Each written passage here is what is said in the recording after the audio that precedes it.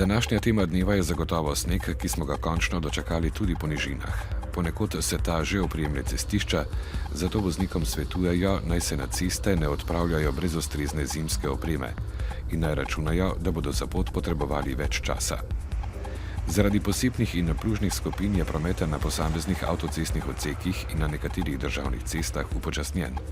Zato voznikom priporočajo previdno vožnjo in upoštevanje prometne signalizacije. Do jutri zjutraj bo sneženje ponehalo tudi v jugovzhodni Sloveniji. Največ snega bo predvidoma zapadlo v vzhodnem delu Notranjske, na Kočevskem in po gričevju Dolenjske, lokalno do okoli 30 cm. Minister za infrastrukturo in prostor Samo Omerzel je ob začetku izredne seje državnega zbora o Tešu 6, za katero je rezerviranih skoraj 8 ur, ponovil, da se je ministrstvo reševanja problematike lotilo celovito. Ključno je, da se je projekt podražil z 1,3 na 1,428 milijarde evrov. Za ekonomiko projekta pa je najpomembnejša cena energenta. Ministrstvo sicer še čaka na 6. noveliran investicijski program. Zdaj ima namreč v rokah dokument, ki ni potrjen strani vseh pristojnih organov HSE in Teša. Iz njega izhaja, da se je vrednost naložbe zvišala na 1,428 milijarde evrov. Parlamentarni odbor za obrambo se je ukvarjal s poročilom o težavah vladnega letala decembra lani, ko se zaradi okvare motorja vladna delegacija ni mogla pravočasno vrniti iz Moskve. Pilot letala je zavrnil namigovanja, da je obrambni minister Roman Jakič vplival na to, da letalo ni poletelo, da bi se tako izognil hišni preiskavi. Člani odbora so dobili tudi poročilo o napadu na naše vojake v Afganistanu, ob katerem je bil ranjen eden izmed pripadnikov Slovenske vojske. Javnost o napadu še vedno ve zelo malo.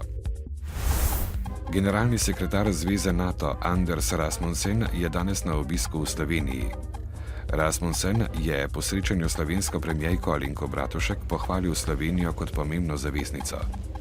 Sicer je izrazil zaskrbljenost, ker tako kot večina ostalih članic ne dosega dogovorov glede obrambnega proračuna, a je zato toliko bolj pomembno, da so sredstva porabljena učinkovito. Danes se je sicer premierki uvodoma v šali opravičil, ker je v Slovenijo prinesel sneg, a se hkrati zahvalil za zelo toplo dobrodošlico. Poudaril je, da je širitev NATO na 6 novih članic, med njimi je tudi Slovenija, pred 10 leti pomembno okrepilo evroatlantsko varnost. Za najem proizvodnih prostorov družbe Sveja v stečaju so trenutno prispele 3 ponudbe.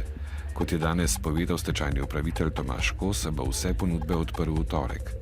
Takrat bo tudi znano, koliko ponudb je prispelo za najem Svejinih nepremičnin na lokaciji v Litiji.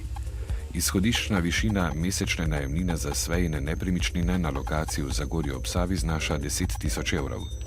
Za najem Sveje, ki je v stečaju od decembra lani, se med drugim zanimata Zlatarna Celje prek dejavnosti inženiringa, v ozadju pa naj bi bil nekdanji vodilni delavec Sveje Inženiring Rok Frol ter iniciativni odbor zadruge v ustanavljanju, v katerem je trenutno 5 nekdanjih delavcev Sveje.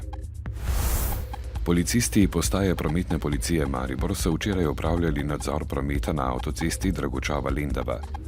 Ob 9:40 so službenim vozilom policije, ki ima vgrajen sistem Provida 2000, izmerili hitrost 50-letnemu vozniku osebnega avtomobila znamke Audi A6 državljanu Italije.